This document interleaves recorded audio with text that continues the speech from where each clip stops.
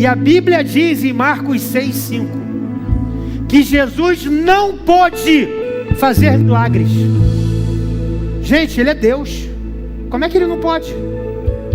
Se Ele é 100% homem, se Ele é 100% Deus, a Bíblia vai dizer que Ele não pôde fazer milagre, só curou algumas enfermidades. Uma sinusite, uma gripe, uma tendinite, só curou isso. Não curou mais nada além disso. E eu falei, como é que pode? Ele sendo 100% homem e 100% Deus, chegou na cidade que Ele nasceu, Ele não pôde fazer milagres. Sabe o que o Espírito Santo falou comigo, irmão? Sabe por quê, Luciano? Que lá em Nazaré, o milagre não aconteceu como aconteceu em Cafarnaum, como aconteceu na Galileia, como aconteceu em Tiberíades, como aconteceu em tantos outros lugares, como aconteceu em Betânia, como aconteceu em tantos outros lugares de Israel. Sabe por que não aconteceu em Nazaré? Porque não honraram Ele. E porque não honraram Ele, o milagre não aconteceu. Segundo livro dos Reis, capítulo número 4. Abra comigo, por favor. Segundo livro dos Reis, capítulo 4, a partir do versículo 8. Se você trouxe a sua Bíblia, por favor, abra a sua Bíblia, mantenha a sua Bíblia aberta aí. Eu te aconselho a você sempre trazer uma caneta para você anotar alguma coisa. Se você não trouxe a sua Bíblia, abra teu notas aí no teu celular, para que você possa anotar aquilo que a gente vai estar falando, porque com certeza isso lá na frente vai servir para você de alguma forma, amém? Quem achou, diga, achei. É muita gente para pouco achei. Já sei, você vai pegar uma carona aqui, amém? Quem vai pegar uma carona aqui, diga amém. Eu não sei se eu te exorto ou se eu te dou uma cajadada, mas você tem que andar com a Bíblia. Anda com a sua Bíblia. Ah, pastor, é digital. Amém. É um novo tempo, né, irmão? Então, vai ser... Mas se está com digital aí, eu já fico tranquilo. 2 Reis, capítulo 4, versículo 8. A partir do versículo 8, diz assim a palavra do Senhor. Certo dia, Eliseu foi a Sunem, onde uma mulher rica insistiu que ele fosse tomar uma refeição em sua casa. Depois disso, sempre que passava por ali, ele parava para uma refeição. De modo que ela disse ao marido: sei que esse homem, que sempre vem aqui, é um santo homem de Deus. Vamos construir lá em cima um quartinho de tijolos e colocar nele uma cama, uma mesa, uma cadeira e uma lamparina para ele. Assim, sempre que nos visitar, ele poderá ocupá-lo. Um dia, quando Eliseu chegou, subiu ao quarto e deitou-se. Ele mandou o seu servo Geazi chamar a sunamita. Então ele a chamou, e quando ela veio, Eliseu mandou que Geazi dissesse a ela: você teve todo esse trabalho por nossa causa? O que podemos fazer por você? Quer que eu interceda por você junto ao rei ou ao comandante do exército? Ela respondeu: estou bem entre a minha própria gente. Mais tarde, Eliseu perguntou a Geazi: o que se pode fazer por ela? Ele respondeu: bem, ela não tem filhos, o seu marido é idoso. Então Eliseu mandou chamá-la de novo. Geazi a chamou e ela veio até a porta. E ele disse: por volta desta época, no ano que vem, você estará com o filho nos braços. Ela contestou: não, meu senhor, não iludas a tua serva, ó homem de Deus. Mas, como Eliseu lhe dissera, a mulher engravidou. E no ano seguinte, por volta daquela mesma época, deu à luz a um filho. Amém? Essa é a palavra para mim e para você aqui nessa noite. E eu quero aqui compartilhar com vocês esse início dessa série de mensagens. Hoje nós estamos dando início à última série de mensagens do ano. Uma vida mais que abençoada. E no ano de 2022, nós começamos com essa série falando sobre generosidade. No ano de 2023, que foi o ano passado, nós falamos sobre uma vida abençoada. E agora em 2024, Deus ministrou aos nossos corações para falar de uma vida mais que abençoada. Então, se eu fizer uma pergunta aqui, eu tenho certeza que talvez a gente ganhe aqui uma totalidade. Quer ver? Quantos aqui querem uma vida abençoada? Dá um glória a Deus aí, irmão. Todos nós queremos uma vida abençoada. Ninguém quer acordar dizendo assim: eu quero uma vida desgraçada. Hoje eu acordei, eu quero uma vida maldita. Alguém acorda assim, irmão? Alguém acorda pensando desse jeito? Eu quero uma vida desgraçada. Hoje eu quero uma desgraça. Hoje eu quero uma vida desgraçada. Ninguém acorda assim. Todos nós, independente do nosso credo, independente da nossa religião, independente daquilo que você crê ou não, todo mundo quer ser abençoado. Todo mundo quer ter uma vida abençoada. Todo mundo quer viver as bênçãos do Senhor. Agora, se eu te disser nessa noite que a bênção é o fruto e a semente são os princípios de Deus. Vou repetir, as bênçãos são os frutos e as sementes são os princípios de Deus. Então muitas pessoas acabam não vivendo a bênção porque elas não semeiam princípios. E por elas não semearem princípios, elas não colhem bênção. Tem gente que acha que vai ser abençoado não observando o princípio, não seguindo o princípio, não olhando para o princípio, não obedecendo o princípio, não olhando para aquilo que Deus coloca como princípio para que a gente seja abençoado. Então eu vou repetir: a bênção é fruto e a semente são os princípios de Deus. Como eu disse, as pessoas, elas querem os frutos que são as bênçãos, mas não querem semear os princípios, não querem viver os princípios. E o que nos permite ser abençoados passa pela nossa generosidade. E nós sabemos aqui que generosidade não é aquilo que eu tenho, generosidade é aquilo que eu sou.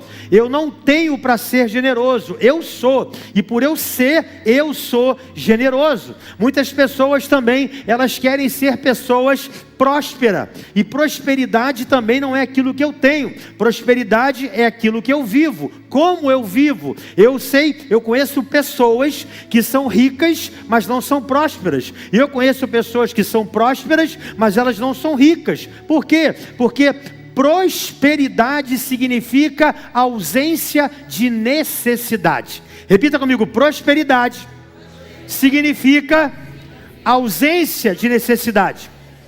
Uma pessoa próspera é aquela que tem tudo, e tudo que ela faz dá certo.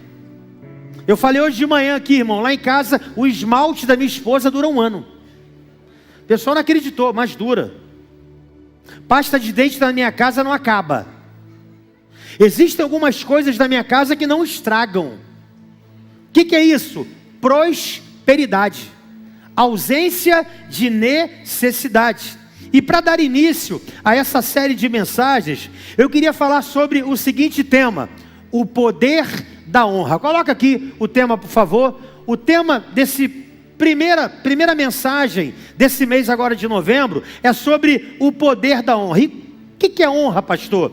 Qual é o significado? Qual é a definição bíblica de honra? Porque às vezes a gente diz assim: poxa, eu quero honrar o meu patrão. Eu quero honrar o meu patrão, quero dizer para ele que ele é um ótimo patrão. Eu quero honrar o meu pastor, eu quero dizer para o meu pastor que ele é um homem de Deus. Eu quero honrar o meu líder de célula, eu quero falar com ele que ele é um excelente líder. Eu quero honrar o meu supervisor de setor. Por quê? Porque ele é um excelente supervisor. Eu quero honrar a minha esposa, eu quero dizer para ela hoje que ela é a melhor esposa do mundo. Eu quero honrar o meu marido, eu quero dizer para ele que ele é o melhor marido do mundo. Eu quero honrar os meus pais, eu quero dizer que eles são os melhores pais do mundo. Ei, querido, isso não é honrar, isso é reconhecer. E as pessoas confundem reconhecimento com honra. Reconhecimento é eu falar para você que eu te reconheço. Por exemplo, eu reconheço o Valnei como um flamenguista doente. Eu reconheço. Agora, se eu quero honrar o Valnei, eu tenho que comprar uma camisa do Flamengo para ele. Por quê? Porque honra vem de honorário. E honorário é algo que me tira recurso. É algo que vai tirar de mim recurso, seja de tempo, seja de dinheiro. Então, nós muitas vezes confundimos. Eu estou honrando Deus com a minha oração. Não, você não honra Deus com a tua oração. Você reconhece o poder de Deus através da oração. Eu estou honrando a Deus com a minha adoração. Não, você reconhece que através da adoração Deus se manifesta. Então, não confunda reconhecimento com honra. Reconhecimento são com palavras e honra são com disponibilidade de recursos. Então, honrar é uma coisa e reconhecer é outra. Vou dar um exemplo. Por exemplo, eu quero honrar a Paloma, mas eu não tenho dinheiro, mas eu sei que a Paloma gosta de um pudim de doce de leite. Aí eu vou falar assim: Paloma, eu fiz esse pudim aqui, comprei todo o material, fiz, e eu queria te honrar com esse pudim. Eu estou honrando ela. Por quê? Porque isso gerou recurso. Eu investi algum recurso. Eu não estou falando de estou falando de qualquer tipo de recurso. Poxa, eu passei por ali, eu sei que a minha filha gosta de alguma coisa da Frozen, eu vou comprar algo para minha filha. Eu quero honrar minha filha, ela faz aniversário essa semana e eu vou comprar algo para ela. Eu estou honrando. Quem está entendendo isso, diga amém, irmão. Então fala com a pessoa que está do teu lado aí: honra vem de honorário. Olha o que a Bíblia diz lá em Provérbios 3:9. Honra ao Senhor com a tua fazenda e com as primícias de toda a tua renda. Então o próprio Salomão aqui em Provérbios, ele está falando isso. Eu vou honrar ao Senhor com o quê? A tua fazenda aqui em outras versões honra ao Senhor com todos os teus recursos. Com todos os teus recursos e com a primícia de toda a tua renda. Em outras versões, com todos os teus recursos e com todos os seus ganhos. Então, uma forma de você honrar a Deus é você dar as primícias para Deus. Quem está entendendo isso, diga amém. Então, honrar a Deus significa que eu vou tirar uma parte financeira e eu vou entregar ao Senhor. Isso é honra, irmão. É o que a Bíblia diz. Nós reconhecemos Deus com as nossas palavras, nosso louvor, nossa oração, mas nós honramos a Deus com os nossos bens e com os nossos recursos. E é interessante que Deus fala com Abraão assim: Abraão, eu vou honrar quem te honrar. Abraão, eu vou te abençoar quem te abençoar. Irmão, quando nós honramos a Deus, Deus nos honra através dos homens. Estou aqui para ser honrado, amém? Estou brincando, é brincadeira. Quando nós honramos a Deus, nós atraímos o favor dos homens para a nossa vida. E tem gente que diz assim: pastor, eu sirvo a Deus e não sirvo os homens. Eu sirvo a Deus e não sirvo ao homem. Meu irmão, isso não é bíblico. Por quê? Porque Deus escolheu ser servido através dos homens. Então quando eu honro o Valnei, eu estou honrando a Deus. Quando eu honro o Danilo, eu estou honrando a Deus. Quando eu honro a Paloma, eu estou honrando a Deus. Por quê? Porque Deus disse isso para Abraão: eu vou honrar quem te honrar. Eu vou abençoar quem te abençoar. E em ti, Abraão, serão benditas todas as famílias da terra. Então quando eu estou honrando alguém, Deus está me honrando. Por quê? Porque Deus está olhando para o meu coração. Agora entenda, eu quero entrar aqui na mensagem. Nesse texto que nós acabamos de ler aqui, vai falar sobre uma mulher rica. Ela é? Irmão. Ela é o que, irmãos? Ela é rica. Ela é muito rica. Mas ela quer abençoar o profeta Eliseu. Então nós precisamos entender aqui que Eliseu não é apenas um homem de Deus. Eliseu aqui, ele é o ministério de Deus na terra. Naquela época não tinha uma igreja como essa. Então Deus usava os profetas, os reis e os sacerdotes para falar com Deus, para falar com o povo. Se Deus queria falar com o povo, ele falava através de Eliseu. Se Deus queria fazer alguma coisa com o povo, Deus fazia através de Eliseu. Por quê? Porque Eliseu era o ministério de Deus. Quem está entendendo isso, diga amém. Então quando ela resolve abençoar Eliseu, não é só o homem que ela quer abençoar, ela quer abençoar o ministério. Quem está entendendo isso, diga amém. Ela está abençoando o ministério. Por quê? Porque ela reconhece que o ministério de Eliseu é bênção para ela e bênção para aquela geração. Ela entende isso, que ela está abençoando não uma pessoa física, mas ela está abençoando um ministério, porque Eliseu representa esse ministério profético. Então aqui a pessoa de Eliseu também simboliza esse ministério para aquele tempo, amém, irmãos? Então entenda, quando Deus quer falar pela boca de alguém, Deus usava os profetas. Eliseu era um profeta que ele ficava em Samaria e ele percorria todo Israel fazendo a obra de Deus, falando o que Deus queria falar, sendo boca de Deus. Ele profetizava, ele ministrava sobre as pessoas, sobre os povos, em todas as suas hierarquias. E ele passava sempre pela cidade de Sunem. Sunem era um lugar de parada para o profeta Eliseu. Então ali era um lugar onde ele parava, descansava, pernoitava, para que no próximo dia ele pudesse seguir a sua viagem. E a Bíblia vai dizer que essa mulher, ela constrangeu Eliseu a ficar na sua casa. Ela constrangeu, não, você vai ficar, eu nem quero saber, só vai ficar aqui. Então inicialmente, irmão, ela reconheceu que Eliseu era um homem de Deus. Por quê? Porque no versículo 9 ela vai dizer assim, ó: sei que esse homem que sempre vem aqui, ele é um santo homem de Deus. Lembra que eu falei? Palavras é reconhecimento, amém? Então ela reconheceu, tenho visto que esse homem que passa por aqui, ele é um grande homem de Deus. Só que aí ela fala o seguinte: eu não quero apenas reconhecer, agora eu quero honrar. Vamos fazer um quarto para ele, ó, de tijolo, alvenaria, que é muito mais caro, principalmente, imagina naquela época.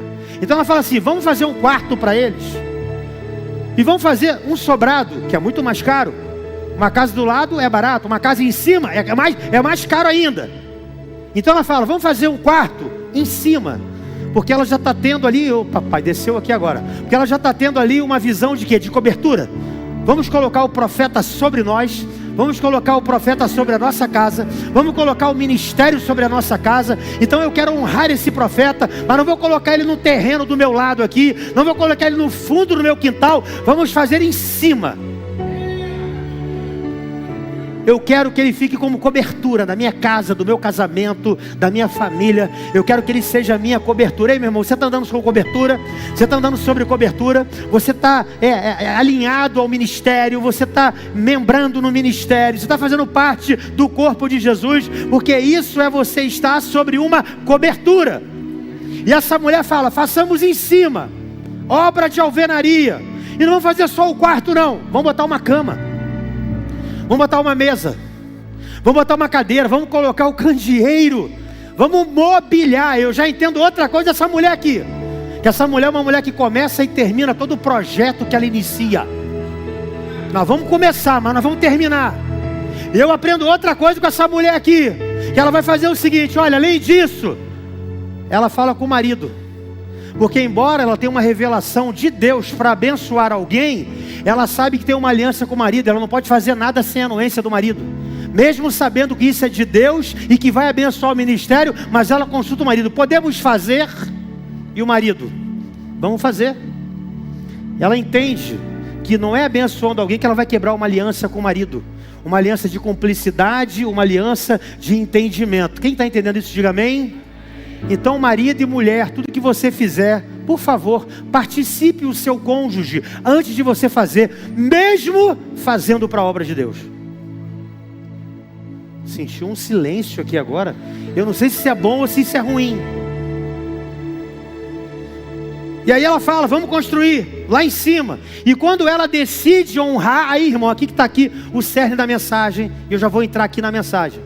Aqui está o cerne da mensagem. Quando ela decide honrá-lo, a sua vida muda. A sua vida que já era abençoada, se torna mais abençoada ainda. É por isso que o tema da série é uma vida mais que abençoada. Essa mulher é rica. Essa mulher tem dinheiro. Só que quando ela resolve não apenas reconhecer o homem, mas honrar o ministério, a vida dela de abençoada se torna uma vida mais que abençoada. E é sobre isso que eu quero falar aqui nos próximos 15 minutos com você, sobre investir em um ambiente profético, porque ela investiu em um ambiente profético e a sua vida se tornou mais que abençoada. Então deixa eu falar uma coisa para você, irmão: há poder quando nós honramos o ambiente profético. Fala com a pessoa que eu estou falando: há poder quando nós honramos um ambiente profético. E o ambiente profético que você está hoje é a tua igreja, é a sua casa espiritual. Esse aqui é um ambiente profético. Por quê? Porque é aqui que você recebe palavra de destino. É aqui que você recebe palavras de Deus que vão dar direcionamentos para a tua vida. É aqui hoje é o ministério profético, irmão. E o que acontece, pastor? Quando nós honramos um ambiente profético. Eu queria falar aqui 4 coisas rapidamente, que eu aprendo com essa sunamita, que eu aprendo com essa passagem bíblica e que Deus falou profundamente ao meu coração durante toda essa semana. A primeira coisa que eu aprendo aqui é que a honra dessa mulher com o profeta Eliseu, de tirá-la de uma condição de abençoada para uma mulher mais que abençoada. A primeira coisa que eu aprendo aqui, porque a honra tem o poder de quebrar o espírito de esterilidade da sua vida. Você pode falar com a pessoa que está do seu lado: olha, a honra tem o poder de quebrar o espírito de esterilidade na sua vida. Olha aqui, irmão, versículo 14 do capítulo 4. Mais tarde Eliseu perguntou a Geazi: o que se pode fazer por ela? Eu amo isso aqui, irmão. Ela não pediu nada, ela não falou nada, mas toda vez que você honra, o céu responde com uma ação. Vou repetir porque é muito pouco glória para... Toda vez que você honra, o céu responde com uma ação. É o céu respondendo: o que eu posso fazer por ela? Ele respondeu: bem, ela não tem filhos. Geazi falando: e o seu marido é idoso. Geazi estava falando em outras palavras o seguinte: profeta, só no século 21 que vai ter um negocinho que vai ajudar. Agora é só milagre. Vocês me entenderam, né? Um negocinho azul, só um negocinho que vai ajudar. Não tem o que fazer. Não dá para filho, não dá para acontecer. O marido, irmão, a Bíblia diz que o marido dela não é avançado de idade. O marido dela é idoso. Existe uma grande diferença de você estar com uma idade e você ser um idoso. O marido dela é idoso. Então Eliseu mandou chamar de novo. Geazi chamou ela e veio até a porta. E ele disse: irmão, repita assim comigo: o céu não respeita a idade. O céu não respeita esterilidade. O céu não respeita absolutamente nada. Geazi acabou de dar o relatório. Ela não tem filho e o marido dela é idoso. Chama ela lá, chama. Aí ela vem. Aí Eliseu fala assim: olha, ao tempo determinado, no próximo ano, você vai dar à luz a um filho. E ela se espanta: não, meu senhor, não faça tal coisa, não fala assim comigo. Ela responde isso aqui: não, meu senhor, não iludas a tua serva, ó homem de Deus. Por que ela falou isso para Eliseu? Porque ela já tentou. A vida dela é uma vida de tentativa. A vida dela é uma vida de tentar gerar e não gera nada, de tentar produzir e não produz nada, de tentar gerar alguma coisa e não gera nada. A vida dela é uma vida de esterilidade. Ela tentou, ela não podia ter filho. Mas a Bíblia diz que no ano seguinte, por volta daquela mesma época, ela deu à luz a um filho. Olha, irmão, essa mulher é uma mulher rica, mas ela é sensível em perceber que quem está passando ali é um homem de Deus. Ela entende que Eliseu é um canal de Deus. Essa mulher entende o seu papel. Ela sabe que mesmo tendo aquela revelação, ela pegou a concordância do seu marido. Sabe o que eu aprendo aqui, irmão? Que toda oferta tem um memorial diante de Deus. A honra tem o poder de quebrar o espírito de esterilidade na nossa vida. A honra tem o poder de gerar, de produzir em situações, em circunstâncias, milagres que não ocorriam em áreas da nossa vida. Essa mulher aqui, irmão, eu acho isso aqui legal, por quê? Porque no capítulo 4, essa passagem aqui do capítulo 4, aparece uma mulher que tem 2 filhos, mas não tem dinheiro.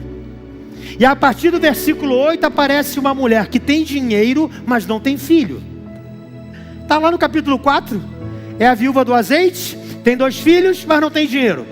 Aí agora é a mulher que tem dinheiro, mas não tem filho. O que Deus está falando aqui? Eu sou o Deus que supre, eu sou o Deus que gera, e eu sou o Deus que realizo os seus maiores sonhos.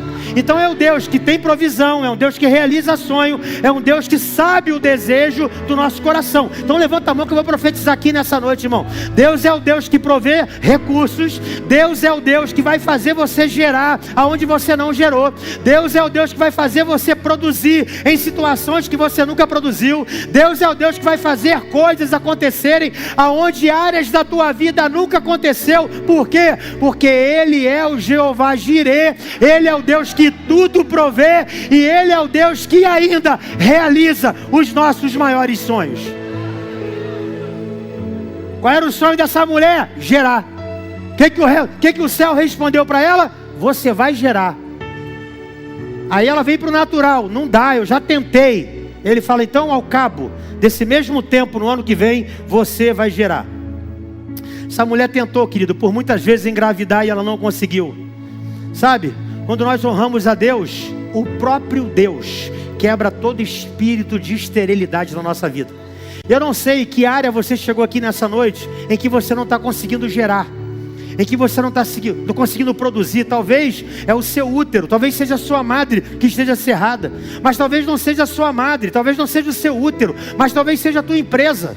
Talvez seja os teus negócios, talvez seja o teu casamento, talvez seja uma série de outras áreas da tua vida que você não está conseguindo gerar. Há uma esterilidade, nada perto de você cresce, nada perto de você expande, nada perto de você desenvolve, nada perto de você é produzido, nada perto de você é gerado. O que é isso? Isso é um espírito de esterilidade, e que pode ser quebrado como? Quando você começa a honrar o Deus que realiza os teus sonhos, e um Deus que provê toda a sua necessidade. Como eu disse no início, as bênçãos são os frutos, e as sementes são os princípios. Então muitas vezes você não colhe o fruto porque você não semeia princípio. Então Deus está te ensinando um princípio hoje, para você entender o poder da honra. Quando você honra a Deus, aquilo que estava estéril na tua vida vai passar a gerar.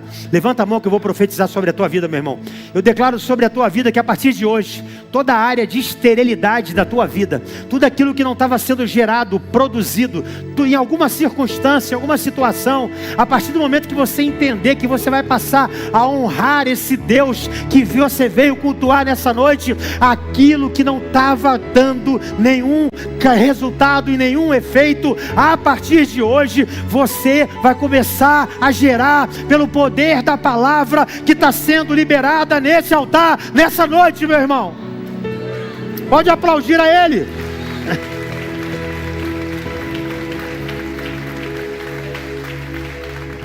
Aqui na igreja, nós temos dezenas de exemplos, irmão, de pessoas que não honravam a Deus e possuíam esse espírito aqui de esterilidade. Mas quando começaram a honrar, o negócio se estabeleceu, a venda alavancou, o negócio começou a expandir. Por quê? Ele só obedeceu um princípio. E toda aquela esterilidade foi jogada por terra pelo poder do nome de Jesus. Amém? A honra fez o ventre gerar, e ela teve o que nunca teve antes. Aquilo que o dinheiro não conseguiu dar. Tudo aquilo que ela podia fazer com o recurso que ela tinha para poder engravidar, nada aconteceu. Mas quando ela resolve honrar, a honra simplesmente quebrou todo espírito de esterilidade na vida dela. Eu estou vendo gente produzindo aqui, irmão. Eu estou vendo gente, aonde você pisar, o negócio vai frutificar. Aonde você colocar a mão vai dar certo. Aonde pisar a planta do teu pé, Deus vai te dar como herança. Ei, eu estou liberando uma palavra profética para você. Eu sou o Eliseu para essa geração, meu irmão. Estou declarando sobre a tua vida. Quando você começar a honrar a Deus, Deus vai começar a te honrar. E a primeira coisa que Ele vai fazer, vai arrancar essa esterilidade da tua vida. Segundo lugar, a honra tem o poder de quê, pastor? A honra tem o poder de quebrar o espírito de morte da sua vida. Repita comigo, a honra tem o poder de quebrar o espírito de morte na sua vida. Olha o capítulo 4, do versículo 19. Bota aqui, versículo 19. De repente ele começou a chamar o pai, gritando, o filho que nasceu. Ai minha cabeça, ai minha cabeça. Então o pai disse a um servo, leve-o para a mãe dele. Pode ir para o outro. O servo pegou e o levou à mãe. O menino ficou no colo dela até o meio-dia. Quando o que, irmão? O menino morreu. Olha que coisa interessante.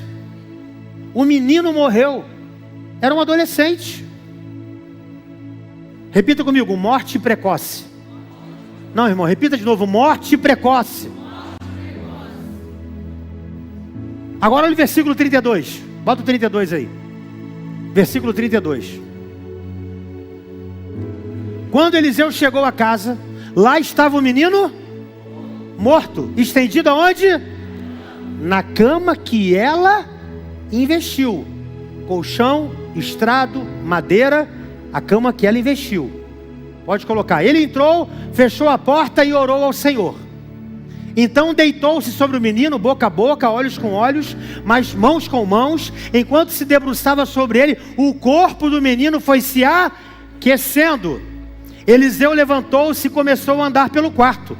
Depois subiu na cama, debruçou-se mais uma vez sobre ele, e o menino espirrou 7 vezes e abriu os olhos.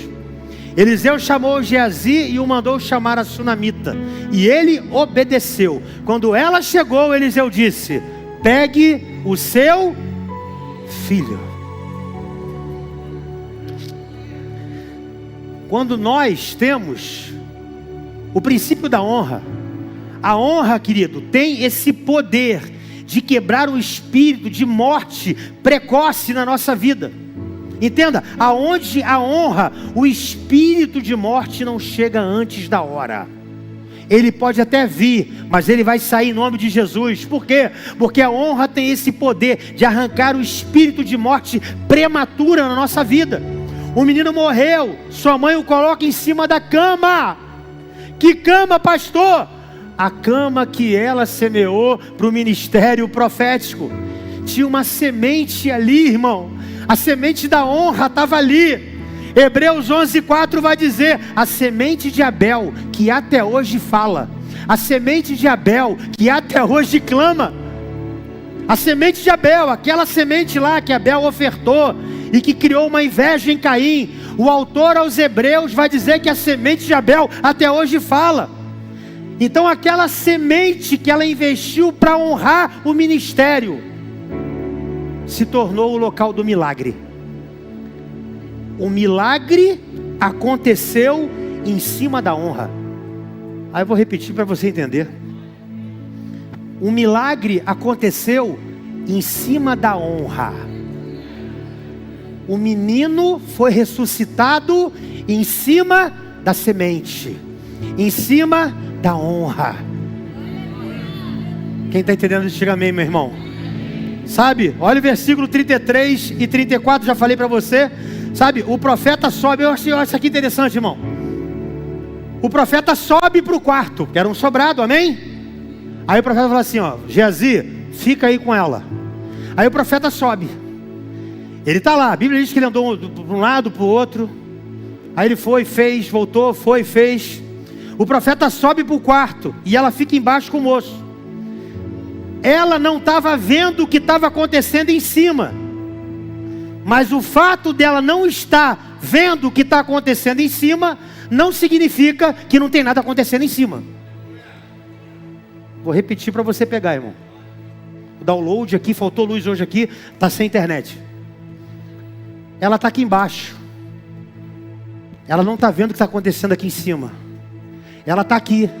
Mas o fato dela estar aqui embaixo e não estar vendo o que está acontecendo aqui em cima, não significa que não tem nada acontecendo aqui em cima. O fato de você estar aqui embaixo e muita coisa que você acha que morreu, que você acha que não vai dar certo, que você acha que acabou, você acha que aqui não está acontecendo nada, mas aqui em cima o céu está agindo, o milagre está sendo gerado, a situação está acontecendo, Deus está trabalhando na parte de cima, Deus está fazendo algo acontecer na parte de cima, meu irmão. Enquanto você está aqui agora, pastor, mas não acontece comigo, pastor, mas comigo não. Enquanto você está falando isso, tem movimento na parte de cima. Deus está fazendo alguma coisa na parte de cima. Ei, eu quero liberar essa palavra profética para você aqui, irmão. Ei, fica tranquilo, é porque você está num ambiente aqui embaixo, e porque você está aqui num ambiente aqui embaixo, você não está vendo, mas aqui em cima está acontecendo alguma coisa. E o que mais me chama a atenção nessa passagem, sabe o que é? É que quando um menino ressuscitado, ele vai e entrega na mão da sunamita. O que é que eu aprendo? Aquilo que estava em cima foi manifestado aqui embaixo. Aquilo que estava aqui em cima foi manifestado aqui embaixo. O que estava em cima agora está sendo manifestado embaixo. Eu quero declarar sobre a tua vida, irmão, que o que está sendo gerado em cima, daqui a pouco vai ser manifestado aqui embaixo, vai chegar na tua mão, vai chegar na hora certa, o milagre de Deus vai acontecer. Mas para isso você precisa honrar, porque a honra tem o poder de quebrar o espírito de morte precoce na sua vida. Terceiro lugar, a honra tem o poder de gerar provisão em tempos de crise. Fala com a pessoa do seu lado, a honra tem o poder de gerar provisão em tempos de crise. Olha o capítulo 8, irmão. Vamos para o capítulo 8, é a mesma história. Capítulo 8. Eliseu. Eu amo, irmão, eu amo a Bíblia. Capítulo 8, Eliseu tinha prevenido a mãe do menino que ele havia ressuscitado. Saia do país com a sua família e vá morar onde puder, pois o Senhor determinou uma fome nessa terra que durará 7 anos. Versículo 2. A mulher seguiu o conselho do homem de Deus, partiu com sua família e passou 7 anos na terra dos filisteus. Olha aqui para mim, irmão. A honra sempre te trará provisão em tempos de crise. Vou repetir. A honra sempre te trará provisão em tempos de crise. Que honra no tempo de crise? Entenda uma coisa, querido. É profético isso, eu queria que você anotasse essa frase. Quem honra em tempos de crise, a crise não te alcança.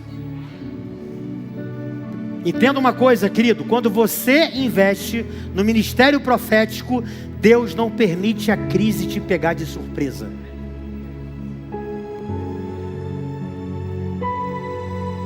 A crise pegou uma nação de surpresa, mas não pegou a mulher que honra. Você está entendendo o que está acontecendo aqui? Está vindo 7 anos de escassez. Está vindo 7 anos de fome. O que o céu fala com aquela mulher? Sai daqui. Vai chegar um tempo de fome. Mas como você é aquela que honra, então a crise não vai te pegar de surpresa. Eu vou avisar para você o que está acontecendo. Ei, querido, a honra te livra de surpresas desagradáveis na crise. A honra te previne da crise. A honra te prepara para uma crise. A honra te dá sensibilidade para o que está diante de você. Por quê? Porque Deus não deixa os seus enganados. Eu amo isso aqui, irmão. E em quarto e último lugar para a gente terminar. Diminuiu o ar, né? Já recebeu o pagamento. Quer ir pro churrasquinho do Culumandê? Calma que você vai daqui a pouco. Tem gente que já recebeu, né? Tem gente que é só na quarta-feira. Eu tô nessa aí, irmão. Tô no 5º dia útil. Em quarto e último lugar, irmão. A honra tem o poder de trazer restituição para a tua vida. Fala para a pessoa que está ao seu lado. A honra tem o poder de trazer restituição para a sua vida. Vamos ler? Bota o capítulo 8 aí no versículo 6. Olha que coisa linda, irmão. Leia isso aqui comigo. Ao final, 3, obrigado. Ao final dos 7 anos, o que o Eliseu falou? Que a crise duraria quanto? 7 anos. Ao final dos 7 anos, ela voltou a Israel e foi fazer um apelo ao rei para readquirir a sua casa e a sua propriedade. Versículo 4. O rei estava conversando com Geazi. Geazi era o moço do profeta, servo do homem de Deus, e disse: olha o rei para Geazi: Geazi, está tranquilo agora, não vou despachar nada na parte da tarde. Me conta tudo que você sabe das histórias de Eliseu. Cara, eu conheço cada história de Eliseu. Eu quero saber, é verdade, Geazi? É verdade que ele ressuscitou um garoto? É verdade que uma mulher... Olha, ele está falando. Conte-me todos. Aí, ó, enquanto Geazi contava ao rei como Eliseu havia ressuscitado o menino, a própria mãe do menino que Eliseu tinha ressuscitado chegou para apresentar a sua petição. Ela queria pedir uma reintegração de posse, para pedir para sua petição ao rei, para readquirir a sua casa e a sua propriedade. Geazi exclamou: rei, é essa aí, eu tô falando dela. Olha ela aí, tá entrando com o menino, eu tô falando dela. Ai, meu irmão, Deus sempre vai te colocar em ambientes que estão falando bem de você, irmão. Quando você honra. Essa é a mulher, ó rei, meu senhor. Esse é o filho dela, a quem Eliseu ressuscitou. Versículo 6. O rei pediu que ela contasse o ocorrido, e ela confirmou. É isso mesmo que ele falou. Aconteceu exatamente do jeito que ele te disse. Todos os fatos procedem. Então ele designou um funcionário para cuidar do caso dela. Ele ordenou. Olha o que o rei ordenou: devolva tudo que lhe pertencia, inclusive toda a renda das colheitas, desde que ela saiu do país até hoje. Restitui tudo para ela. Restitui tudo para ela. Dá para ela. Meu Deus, irmão. Eu acho isso aqui tremendo. O rei fala: tudo quanto era dela, devolve. E mais, tudo que a terra produziu durante esses 7 anos, devolve. Aí Deus falou comigo: a terra gerou, ela não plantou, mas ela colheu. Eu acho aqui tremendo, irmão. A terra era dela. Tudo que aquela terra gerou foi restituído para ela. A honra faz você colher em lugares que você nem plantou. Tudo porque o teu coração é um coração que honra. Tudo porque você é uma pessoa que entende o poder da honra. Eu às vezes fico pensando assim: pastor, eu quero viver uma vida abundante. Aquela vida abundante que Jesus fala, né? Você vai viver uma vida em abundância. O que é vida em uma abundância, irmão? Existem 3 elementos que fazem você viver uma vida abundante. Grava isso: honra, gratidão e generosidade. Não existe você viver uma vida abundante se você não honra, se você não é grato e se você não é generoso. Esses são os 3 segredos para uma vida de abundância. Eu sou uma pessoa que agradeço, eu reconheço, eu sou grato, eu sou generoso e eu honro a Deus. Irmão, tudo aquilo que foi levado, tudo aquilo que foi tirado, tudo aquilo que o diabo levou, a honra tem o poder de restituir. Foram 7 anos que ela habitou na terra dos filisteus, e Deus a restituiu 7 vezes mais. Para cada ano de crise, Deus restituiu aquela mulher. Por quê? Porque ela deixou de reconhecer com palavras e passou a honrar o ministério profético. Você está entendendo o poder da honra? Eu queria que você se colocasse de pé em nome de Jesus. Você está entendendo o poder da honra? Você está entendendo o poder da honra, meu irmão? A honra, ela vai simplesmente quebrar esse espírito de esterilidade da tua vida. A honra, ela vai quebrar esse espírito de tudo aquilo que morre precocemente na tua vida. Nasceu, morreu. Inaugurou, fechou. Começamos agora, já acabou. Essa morte precoce, que nada dá certo, que a vida útil do que você se propõe a fazer é muito pequena. Nada na tua vida dura. Nada na tua vida tem um tempo de vida correto. As coisas nascem e da mesma forma que nasce, morre. Deus quer quebrar esse espírito de morte precoce de áreas da tua vida. Deus quer trazer para você hoje restituição. Deus quer te mostrar e quer ser seu amigo em tempos de crise. No tempo de crise, você vai ser privilegiado. Deus vai falar com você, está na hora de sair. Assim como eu falei com José, assim como eu falei com a Sunamita, eu sou o mesmo Deus ontem, hoje e eternamente. Eu também vou falar com você. Mas isso só acontece para os que honram. A pergunta que eu quero fazer nessa hora é: você tem honrado a Deus? Você tem honrado Deus? Você está honrando a Deus com a tua fazenda, com os teus recursos e com as primícias de todos os teus ganhos? Você tem honrado a esse Deus? Porque não adianta você querer a bênção se você não está semeando o princípio. A honra, ela vai vir, porque há poder na honra. E eu preguei Bíblia para você hoje aqui. Eu só falei a Bíblia para você. Essa mulher foi honrada, não pelas suas palavras, mas pelas suas atitudes.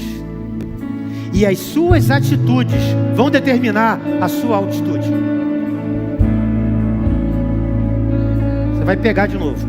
As suas atitudes vão determinar a sua altitude. E a sua altitude vai determinar a frequência daquilo que você está ouvindo do céu. Porque quanto mais alto você está, mais a frequência com o céu se torna mais fácil. Lá em Marcos capítulo 6, versículo 5, a Bíblia vai dizer o seguinte: e não pôde, vou ler para você, Marcos 6, 5. E não podia fazer ali nenhuma obra maravilhosa, somente curou alguns poucos enfermos, impondo-lhe as mãos. Está se referindo a Jesus. Jesus chega em Nazaré. Você conhece a história, está em Lucas 4. Ele pega ali o pergaminho de Isaías 61 e diz: o Espírito do Senhor Jeová está sobre mim, porque Ele me ungiu. Aí quando ele acabou de ler ali Isaías 61, ele fechou o pergaminho e disse: hoje se cumpre o que está escrito. Aí as pessoas olham e falam: mas esse aí não é o filho de José? Não é Jesus, filho de José? As suas irmãs não estão aqui conosco? Não foi ele que preparou a mesa da minha cozinha com o seu José? Quando o seu José foi entregar a mesa e a cadeira lá em casa, ele foi ajudar seu José. Ele é um marceneiro, ele é o filho do carpinteiro. Não pode ser Jesus. Por quê? Porque as pessoas faziam uma ideia, um formato de Jesus, que está lá em Isaías capítulo 9, versículo 6.